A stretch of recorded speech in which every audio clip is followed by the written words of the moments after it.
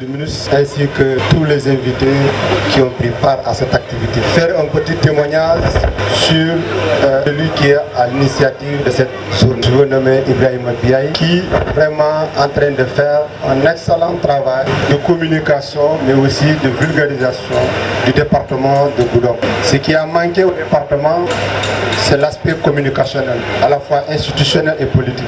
Mais on a vu avec l'arrivée de ce groupe, beaucoup d'initiatives, beaucoup de changements ont été notés. Aujourd'hui, un peu partout à travers le pays et au niveau national, mondial, vous vous rendez compte que vraiment on parle de Goudomp. Si cela est possible, c'est que aussi le groupe Ibara TV a beaucoup contribué. En tout cas, en tant que collectivité territoriale, à chaque fois que nous lui faisons appel, il répond à notre appel. Et ça, je voudrais vraiment témoigner ça.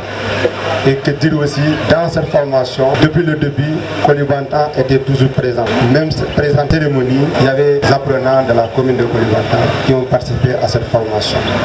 Donc nous, vraiment, nous sommes très de lui et nous lui encourageons vraiment à continuer dans cette lancée et il aura toujours le soutien et notre accompagnement. Merci beaucoup. Merci.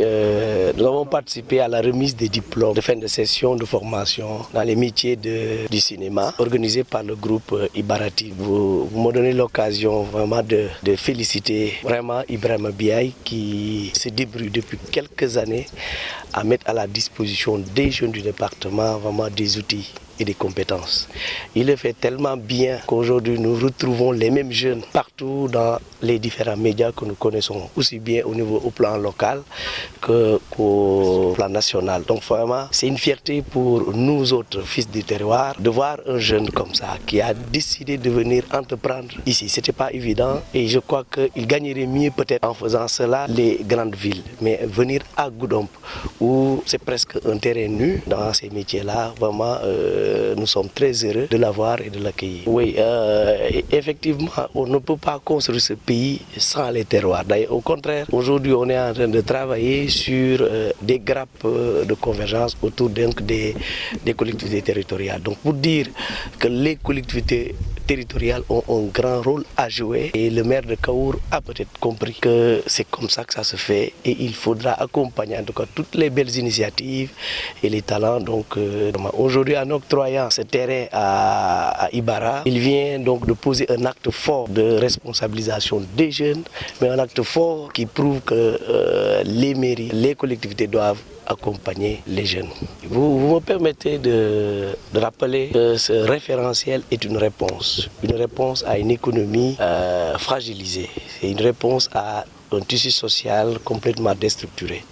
Et donc ce référentiel venant corriger des tares qu'a connu et qu'a traversé le Sénégal depuis un moment, évidemment embarque tout le pays. Évidemment, donc c'était tout naturel que le département de Goudomp faisant partie intégrante donc, du Sénégal, fait partie donc de ce projet-là. Aujourd'hui, il y a beaucoup de choses qui sont prévues. Vous avez entendu récemment le premier lance le plan Diomaye, construction de la Casamance, qui fait partie intégrante de ce projet, de ce référentiel-là. Donc pour dire Casamance, comme toutes les autres pays naturelles du Sénégal, font partie vraiment de ce projet qui veut aujourd'hui construire autour des pôles territoires le développement du Sénégal. Parce qu'il faut l'articuler ainsi, c'est pourquoi je rappelle tout à l'heure que les collectivités locales ont un rôle majeur à jouer. Et chacun en ce qui le concerne, en fonction donc de ses atouts et de ses potentialités, l'économie sera construite autour de ces. Nous sommes dans une période de surenchère.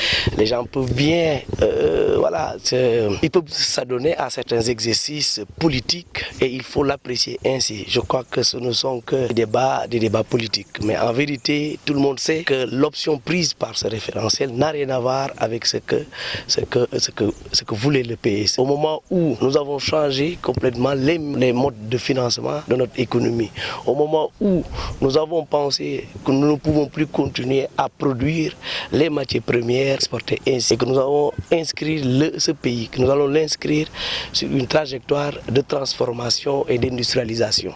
On ne peut pas encore parler d'une copie parce qu'il y a des changements majeurs peut-être, mais il est clair que du point de vue de l'économie, il y a des changements majeurs qu'introduit ce référentiel et qui n'a rien à voir avec un plan basé sur un financement extérieur et sur l'endettement excessif. Vous évoquez un fait inédit. complètement nouveau dans le paysage politique sénégalais. Et vous avez vu, je crois, à travers les réseaux sociaux, les gens se mettent en rang pour aller assister à un meeting. Depuis quand on paye pour aller à un meeting?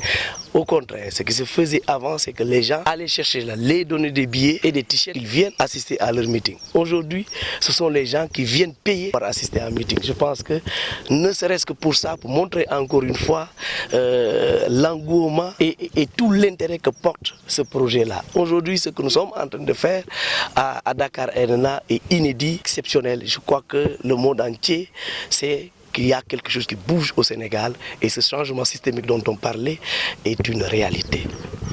Je ne saurais pas minimiser peut-être mes adversaires, mais ce que je sais, c'est que depuis en tout cas un certain temps, je circule dans ce département, mais je n'ai vu personne. Et je sais que je ne verrai personne, parce qu'ils savent qu'il y a l'ouragan.